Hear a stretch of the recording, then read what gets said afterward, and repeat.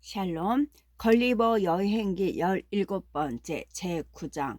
저자가 말도나다로 돌아가다 럭렉 왕국으로 항해하다 그는 감금되었다가 궁정으로 보내지고 국왕을 아련하는 특이한 방식을 경험한다.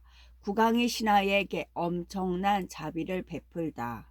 이제 떠나야 할 날이 되었으므로 나는 글럽 더드립의 통치자에게 작별을 고하고 동행한 두 사람과 함께 말도나다로 돌아왔다.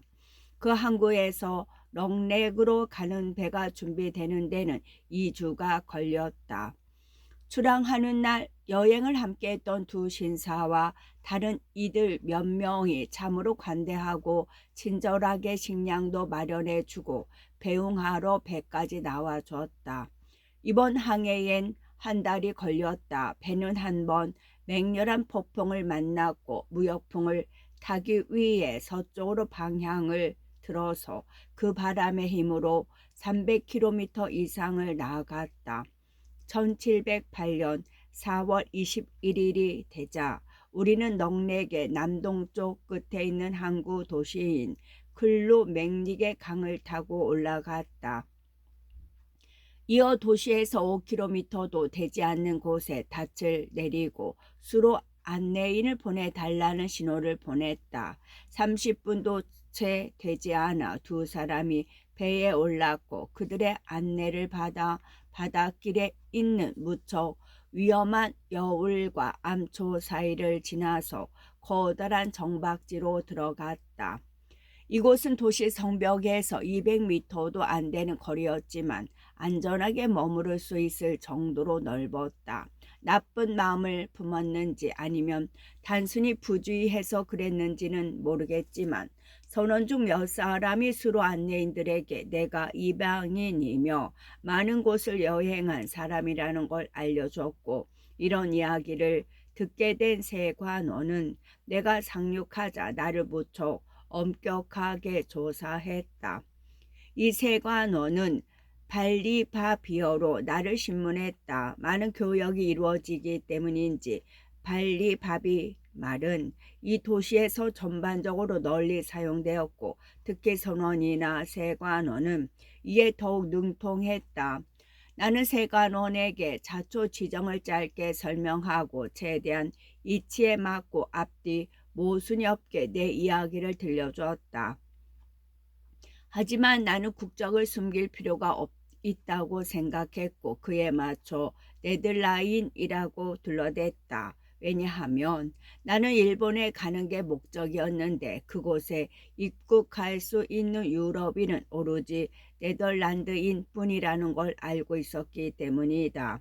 따라서 나는 세관원에게 발리바비 해안에서 남파당의 바이섬에 머물렀던 일과 떠있는 섬 라퓨타로 받아들여졌던 일, 그는 라퓨타에 관해서 자주 이야기를 들었다고 한다. 받아들여졌던 일을 말하고 이젠 일본으로 가서 고국으로 돌아갈 편리한 방법을 찾으려 한다고 답변했다. 이에 세관원은 궁정에서 지시를 받기 전까지는 나를 구금할 수밖에 없으며 즉시 보고서를 작성하겠지만 답시는 2주 정도 걸려야 한다고 했다. 나는 가까운 임시 숙소로 가게 되었는데 문에는 초병이 배치되어 있었다. 하지만 거대한 정원을 자유롭게 거닐 수 있었고 충분히 인도적인 대우를 받는 데다 버무르는 비용은 전부 국왕이 부담했다. 여러 사람이 주로 호기심 때문에 숙소로 나를 보러 왔다. 그들은 내가 전혀 들어본 적도 없는 아주 먼 나라에서 왔다는 소식을 듣고 찾아온 것이었다. 나는 같은 배에 탔던 청년을 통역사로 고용했다. 그는 럭렉 태생이었는데 몇 년 동안 말도나다에 살아 두 언어를 완벽하게 구사했다. 그의 도움으로 나는 방문자들과 대화를 나눌 수 있었다. 하지만 대화는 그들이 질문하면 내가 답변하는 형식을 벗어나지 않았다. 편지가 도착할 것으로 예상했던 날이 되자 궁전에서 답신이 왔다. 나와 내 수행원에게 10명의 기병을 붙여 트랄드 락덥 혹은 트릴드로 드립, 내 기억으로는 이렇게 두 가지 방식으로 발음되었다. 까지 안내하라는 명령서가 동봉되어 있었다. 수행원이라고 할 만한 사람은 내가 도와달라고 설득하여 통역사로 남아준 그 불쌍한 청년뿐이었다. 나의 공손한 요청이 효과를 발휘하여 우리 두 사람은 각자 타고 갈 노새를 한 마리씩 받게 되었다. 사자 한 사람이 우리보다 반나절 앞서 출발했다. 국왕에게 내가 예방하리라는 사실을 알리는 동시에 내가 왕의 발판 앞에 먼지를 핥을 영광을 누릴 날짜와 시간을 정하기 위한 것이었다. 학기 행사는 궁정의 고유한 경례 방식이었는데 나는 이 행사가 단순한 형식만이 아님을 알게 되었다. 왜냐하면 도착하고 이틀 뒤에 국왕을 아련할 때 배를 바닥에 대고 엎드린 채 앞으로 기어가면서 바닥을 핥아야 했기 때문이었다. 하지만 내가 외국인이어서 국왕은 사전에 바닥을 깨끗하게 청소하도록 지시했고 따라서 핥아야 할 먼지는 그리 많지 않았다. 어쨌든 그것은 특별한 호의였다. 왕을 아련하고자 할 때 이런 특별한 대접을 받는 건 지극히 높은 주위에 있는 사람뿐이었다. 아련하려는 사람이 궁중의 영향력이 강한 사람과 적대 관계라면 때로는 바닥을 고의로 먼지투성이로 만들어 놓는 일도 있다고 했다. 나는 어떤 대단한 귀족이 옥좌에서 적당한 거리를 기어가는 동안 입안이 먼지로 가득 차서 한마디도 말하지 못하는 걸 지켜보기도 했다. 그렇다고 딱히 그 먼지를 적절히 처리할 방법도 없었다. 국왕을 아련하는 자리에서 입안에 들어온 먼지를 뱉거나 입을 닦아내는 행위는 사형감이었기 때문이다. 사실 나는 다른 관습 하나도 도저히 받아들일 수 없었다. 국왕이 어떤 귀족을 온건하고 관대한 방식으로 죽이고자 한다면 바닥에 어떤 갈색 가루를 흩뿌리게 한다. 이 가루는 치명적인 혼합물이라 핥으면 24시간 안에 확실하게 죽는다. 하지만 국왕의 엄청난 관용과 신하들의 목숨을 배려하는 세심함은 공정하게 평가되어야 하며 나는 그의 명예를 위해 한 가지 사항을 분명하게 언급하고자 한다. 유럽의 군주들이 그의 이런 점을 따라하길 바라는 바이다. 그렇게 처형을 할 때마다 가루를 뿌렸던 부분을 나중에 잘 닦으라고 엄명을 내렸다는 것이다. 이런 일을 소홀히 하는 궁정의 종들은 국왕을 불쾌하게 만드는 위험에 처한다. 나는 국왕이 시동 하나를 매질하라는 명령을 내리는 걸 직접 듣기도 했다. 처형 이후 바닥을 닦으라는 명령을 널리 알려야 했는데도 악의적으로 그 임무를 생략했기 때문이다. 그 결과 불행하게도 국왕이 목숨을 빼앗을 생각도 없던 장래가 유망한 젊은 귀족이 중독되고 말았다. 하지만 이 훌륭한 군주는 시동의 특별한 지시 없이는 다시는 그렇게 하지 않겠다고 약속하자 매질마저 없던 일로 해주는 무척 자애로운 모습을 보였다.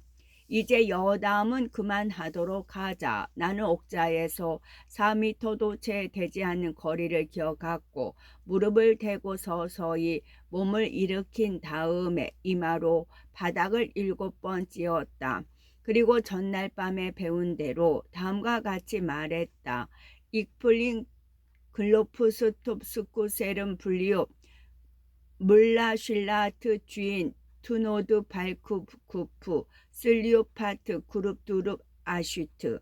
이 말은 국왕을 아련하는 사람이라면 누구나 해야 하는 국법으로 규정된 찬사였다.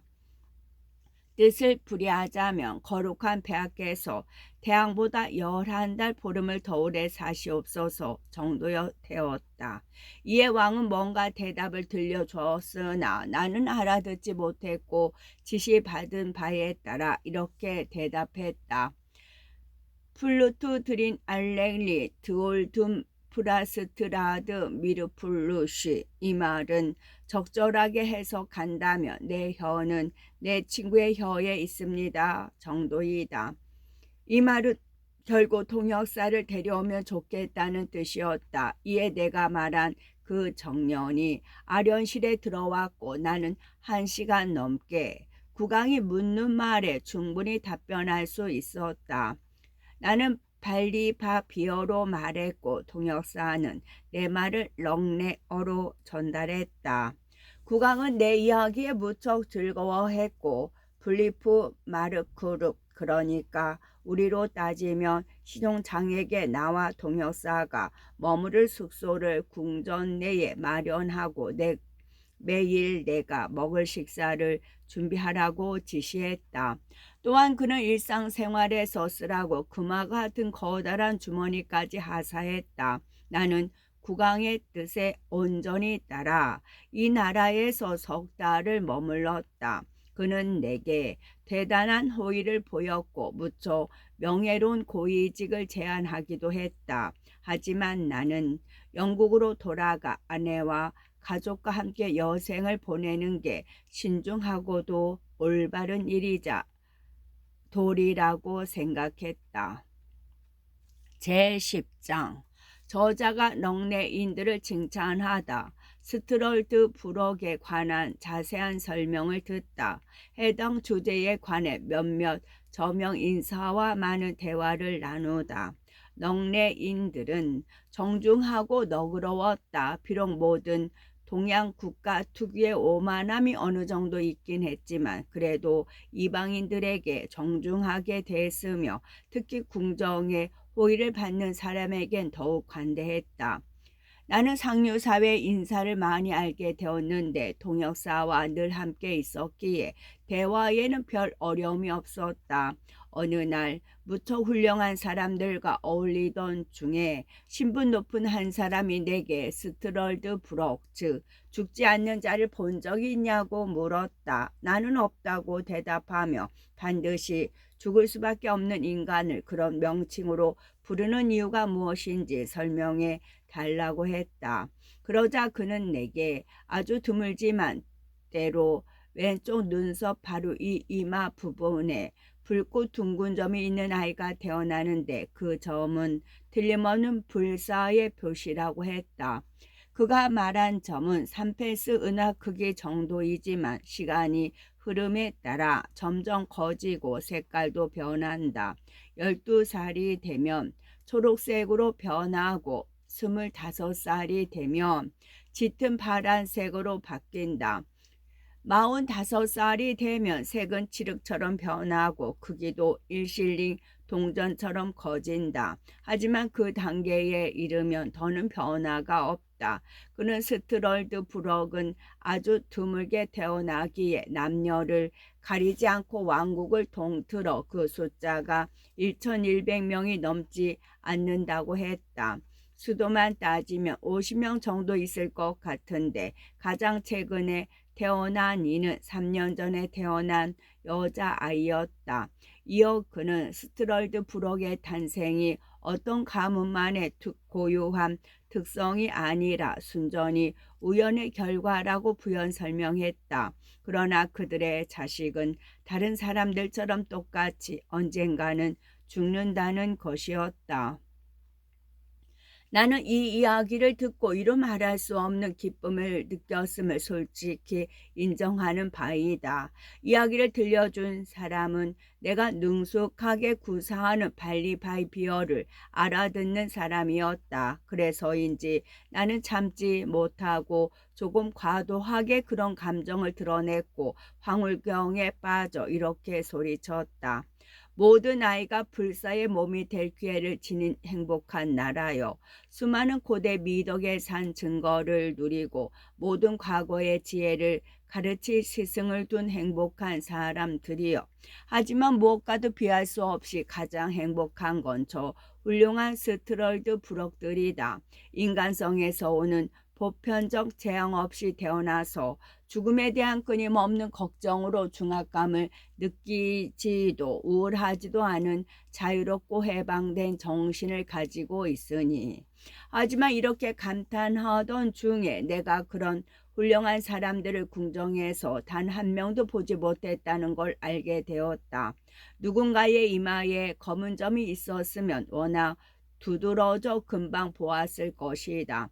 게다가 지극히 현명한 국왕이 그런 현명하고 유능한 고문을 많이 데리고 있지 않은 것도 말이 되지 않았다. 어쩌면 그런 존경할 만한 현인들의 미덕의 궁정에 타락하고 방탕한 관습에 아주 적대적이어서 그들이 초빙되지 않은 것일 수도 있었다. 우리가 자주 경험하여 알고 있는 바이지만 젊은 이들은 너무 독선적이고 변덕스러워서 손이 사람의 온건한 지시를 따르지 않는다. 아무튼 국왕이 내게 아련할 권리를 기꺼이 허락했으므로 다음 기회가 오자마자 이 문제에 관한 내 의견을 기탄 없이 개진하기로 했다. 물론 주로 통역사의 도움을 받아야 할 일이긴 했다. 나는 국왕이 내 의견을 받아들이든 말든 한 가지 결심한 바가 있었다. 국왕이 내게 자주 그 나라에 정착하라고 제안해 왔으니 그 호의를 감사하게 받아들여 남은 삶을 여기서 우월한 존재인 스트럴드 브록과 대화를 나누며 지내고 싶었던 것이다. 물론 그들이 나를 받아준다면 말이다. 이미 언급했듯이 그 신사가 발리파피어를 할 수 있었기에 나는 그런 생각을 전했다. 그러자 그는 무지한 자를 딱하게 여기는 미소를 짓더니 내가 언제라도 기꺼이 스트럴드 브록에게 데려다 주겠다고 하면서 내 말을 일행에게 알려줘도 되겠냐고 허락을 구했다. 허락을 받은 그는 내 생각을 일행에게 전했고 그들은 한동안 넉네어로 서로 이야기했다. 하지만 나는 그들의 말을 한 음절도 알아들을 수 없었고 내 이야기가 어떤 인상을 남겼는지 그들의 표정만으로는 알 수 없었다. 잠시 정적이 흐른 뒤 내 생각을 전하겠다고 한 신사가 자신의 친구들과 나의 친구, 그는 자신을 그렇게 표현한 것이 적당하다고 생각한 모양이었다. 영원한 삶에서 오는 커다란 행복과 유익에 관한 나의 현명한 말을 듣고서 무척 즐거웠으며 내가 스트럴드 브록으로 태어났다면 어떤 삶의 계획을 세웠을지 자세하게 듣고 싶다고 했다. 나는 이렇게 대답했다. 그토록 대단하고 기분 좋은 주제에 대해 유창하게 말하는 건 쉬운 일입니다. 특히 나는 내가 한 나라의 왕이나 장군 혹은 대단한 귀족이라면 무엇을 해야 할지 자주 상상하며 즐거워하는 경향이 있으므로 더욱 그렇습니다. 바로 이 경우에도 나는 영원히 산다면 어떤 일을 하면서 어떻게 시간을 보낼지 그 총체적인 방법을 자주 고민했습니다. 운이 좋아 스트럴드 브록으로 세상에 태어나게 된다면 남들은 죽는데 저는 죽지 않는다는 삶과 죽음의 차이를 이해함으로써 내게 주어진 고유한 행복을 깨달을 것입니다. 그러면 첫째, 가능한 모든 수완과 방법을 동원하여 부자가 될 겁니다. 목적을 달성하고자 전략과 관리에 혼신의 힘을 기울일 것이고 그렇게 되면 당연히 200년 정도 지났을 때 이 왕국에서 가장 부유한 사람이 될 수 있을 겁니다.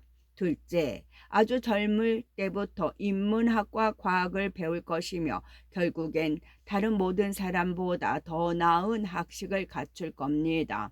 셋째, 나라에서 벌어지는 중대한 행위와 사건을 전부 세심하게 기록할 것입니다. 여러 국왕과 대신의 특성도 모든 면에서 직접 살피며 공명정대하게 기록해 둘 것입니다. 관습, 언어, 복식, 식습관, 오락과 관련된 유행에서 생겨나는 여러 변화도 정확하게 서술할 겁니다. 그렇게 습득한 모든 것으로 저는 지식과 지혜의 살아있는 보고가 될 것이고 분명 나라의 현인이 될 겁니다. 60세 이후로는 절대 결혼 생활을 하지 않고 손님을 잘 대접하며 살겠지만 그래도 전략하는 태도는 버리지 않을 겁니다. 장래가 기대되는 청년들의 강건한 정신을 형성하고 지도하는 일을 하며 즐거움을 느낄 겁니다.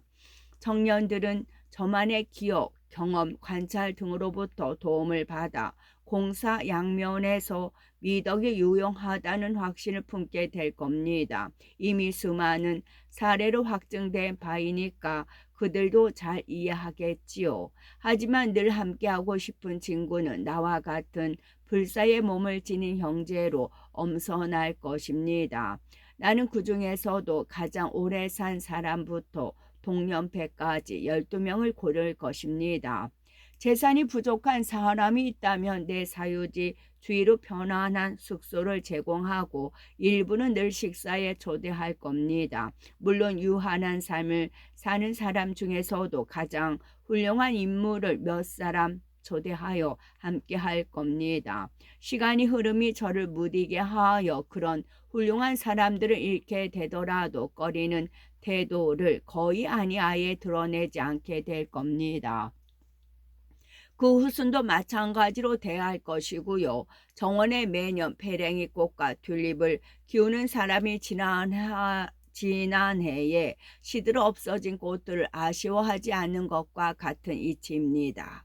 다른 스트럴드 브럭과 저는 지나온 세월을 관찰 기록한 바를 서로 나눌 것이며 세상의 타락이 슬그머니 들어오는 것을 단계별로 감지하고 모든 단계마다 인류에게 끊임없는 경고와 가르침을 주어 이를 막을 것입니다. 그에 더하여 우리 불사의 몸을 가진 자가 본보기가 되어 강한 영향력을 미침으로써 인간 본성의 지속적인 퇴보를 막을 수 있을 겁니다. 이런 퇴보는 모든 시대에서 불평의 대상이 되어 왔으나 반드시 막아야 합니다. 이 모든 것에 더해 여러 나라에서 발생하는 다양한 혁명, 땅과 하늘에서 생겨나는 변화, 고대 도시들이 폐허가 되고 외진 마을들이 왕의 도시가 되는 모습을 보는 즐거움도 있을 겁니다.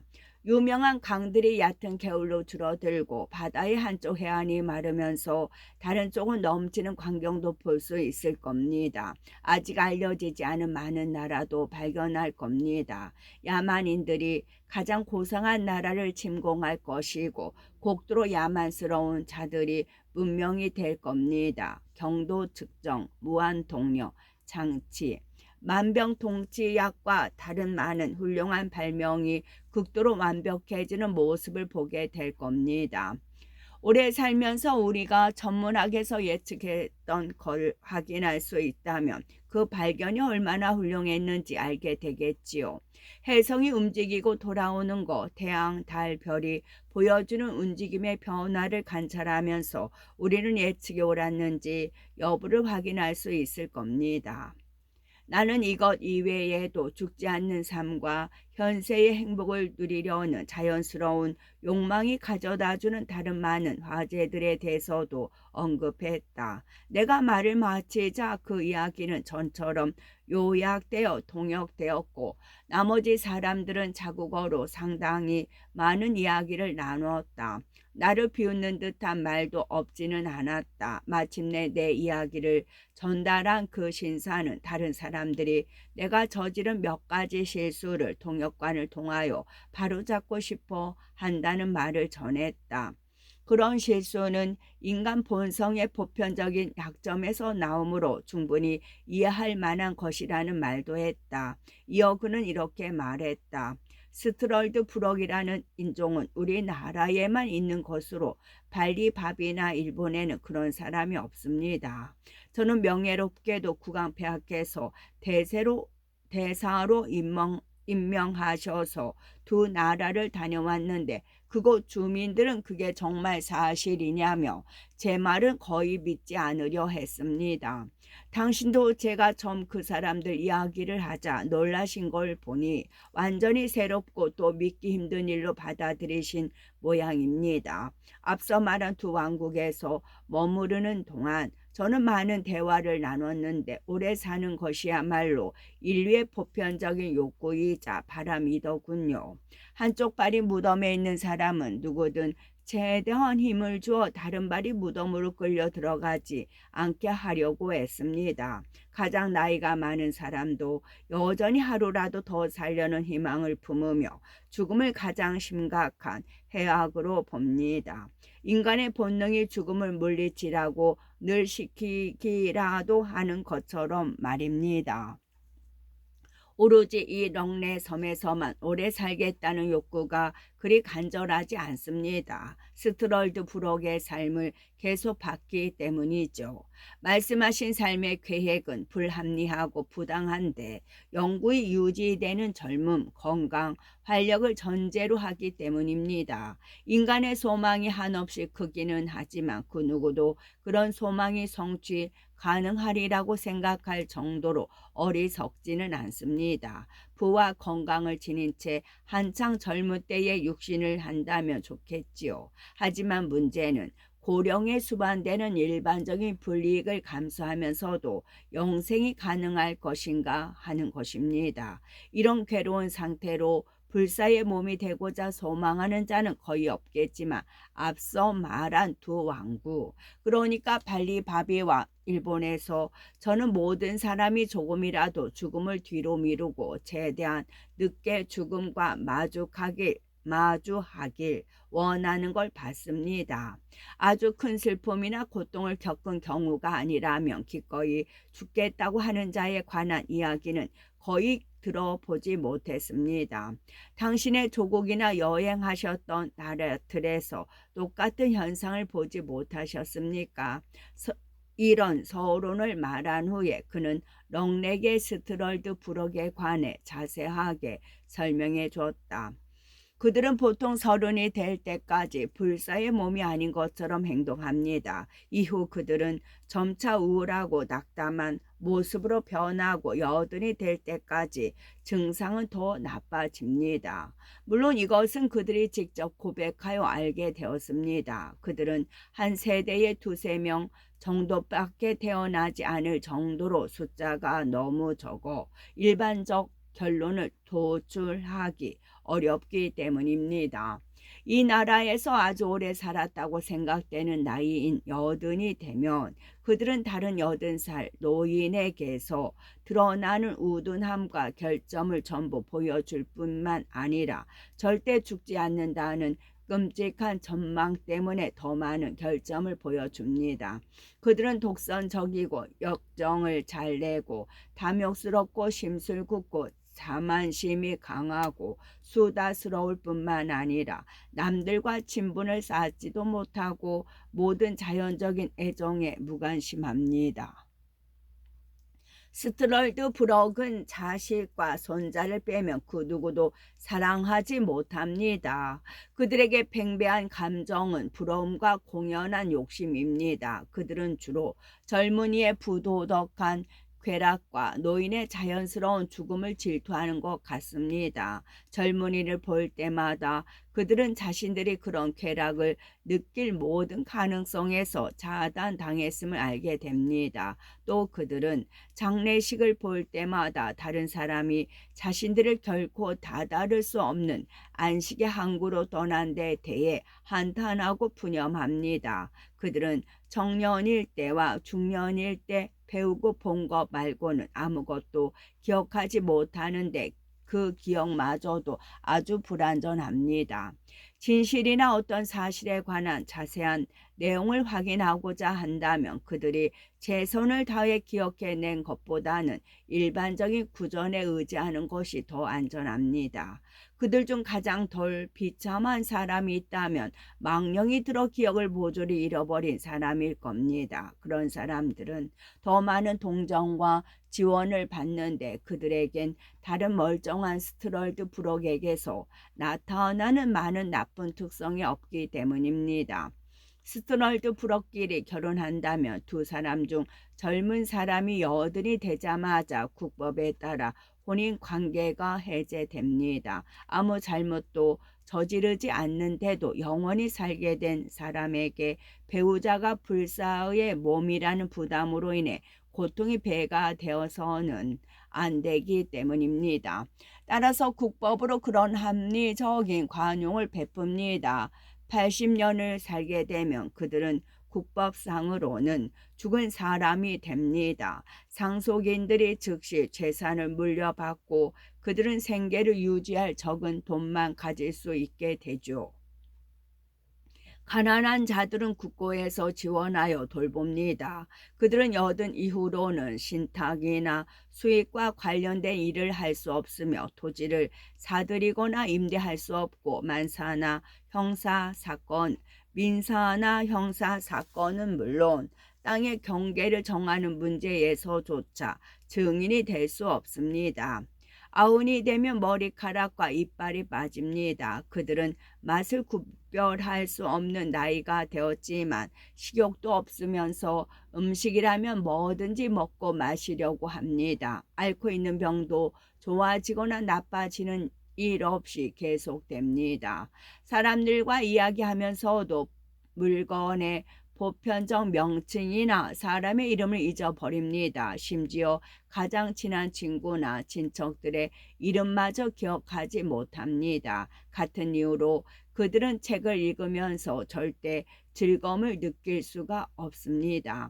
한 문장을 읽더라도 끝부분에 도달하면 처음 읽었던 부분을 기억하지 못하기 때문이죠. 이런 결점으로 인해 그들은 기억이 좋았더라면 누렸을 수도 있는 단 하나의 오락마저도 빼앗기고 맙니다. 이 나라의 말은 늘 끊임없이 변화하기에 한 세대의 스트럴드 브럭은 다른 세대의 동족이 하는 말을 알아듣지 못합니다. 200년이 지나면 이웃 일반인들은 보편적인 단어 몇 가지를 제외하면 그들의 말을 전혀 알아듣지 못해서 대화 자체가 안 됩니다. 따라서 그들은 고국에 살면서도 외국인처럼 살아야 하는 불이익을 받게 됩니다. 이상이 내가 스트럴드 브록에 관하여 들은 이야기를 최대한 기억해낸 것이다.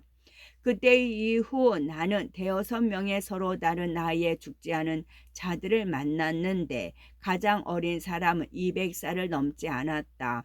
나는 친구들 덕분에 이들을 여러 번 만났다. 하지만 그들은 내가 대단한 여행자이고 전 세계를 둘러봤다는 이야기를 들었음에도 전혀 호기심을 보이지 않았고 질문도 하지 않았다. 그들은 그저 내게 슬럼스 쿠다스크, 즉 기억의 표시를 달라는 말만 했다. 그것은 완곡한 구걸 행위였다. 그들은 아주 적은 금액이기도 해도 그들은 아주 적은 금액이기도 해도 국고의 지원을 받아가며 살아가고 있었으므로 국어를 언금하는 국법을 준수해야 했고 그래서 저런 완곡어법으로 법망을 피하려고 했다. 누구나 그들을 경멸하고 싫어했다. 스트럴드 브럭이 태어나면 불길하게 여기고 그들의 탄생은 아주 상세히 기록된다.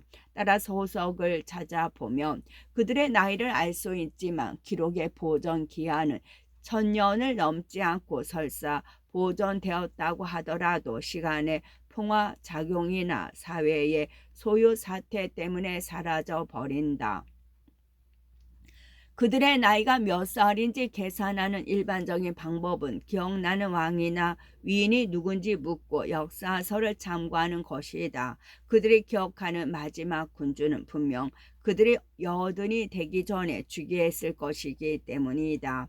스트럴드 브럭은 내가 본 사람 중에 가장 끔찍한 몰골을 하고 있었다. 여자는 남자보다 그 정도가 더욱 심했다. 아주 많은 나이로 인해 신체 변형이 생기는 것 이외에도 그들은 나이가 들어가면서 점점 더 귀신 같아졌는데 그 끔찍한 형상은 도저히 서술할 수가 없을 정도이다. 나는 6명 중에서 누가 가장 나이가 많은지 이내 구별했지만 그들의 나이 차이는 100년이나 200년을 넘지 않았다. 이들의 이야기를 듣고 또 이들을 직접 봄으로써 영원한 삶을 소망하는 나의 간절한 욕구는 크게 줄어들었다. 이것은 쉽게 수긍할 것이다. 나는 위에서 말한 기분 좋은 상상이 진심으로 부끄러워졌다. 그런 지루한 장수의 삶에서 벗어날 수 있다면 폭군이 고안한 그 어떤 처형 방법도 즐겁게 받아들이겠다는 생각이 들었다. 국왕은 그 이 주제에 관한 나와 친구들의 대화 내용을 전부 듣고서 즐거워하면서 나를 놀려댔다. 그는 또한 영국인들이 죽음의 공포에 맞설 수 있도록 내가 스트럴드 블럭 몇 사람을 데리고 귀국할 수 있었으면 좋겠다는 말도 했다. 하지만 그런 일은 국법으로 금지된 모양이었다. 그렇지 않았더라면 나는 그들을 데려오는 수고와 비용을 기꺼이 감당했을 것이다. 나는 스트럴드 블럭에 관한 이 왕국의 법이 지극히 타당한 이유를 바탕으로 하고 있으며 다른 나라도 비슷한 상황에 있었다면 그런 법을 제정했으리라는 생각에 동의할 수밖에 없었다. 그렇게 하지 않으면 탐욕은 고령에 필연적으로 따르는 것이니만큼 죽지 않는 그들이 온 나라를 그들의 손아귀에 거머쥐고 국가 권력을 독점할 것이다. 게다가 그들은 욕심만 많았지 관리 능력은 거의 없으므로 필경에는 나라를 멸망하게 만들 것이다. 제11장 저자가 렁넥을 떠나 일본으로 가다 그곳에서 네덜란드 배를 타고 암스테르담으로 갔다가 다시 영국으로 돌아오다. 끝.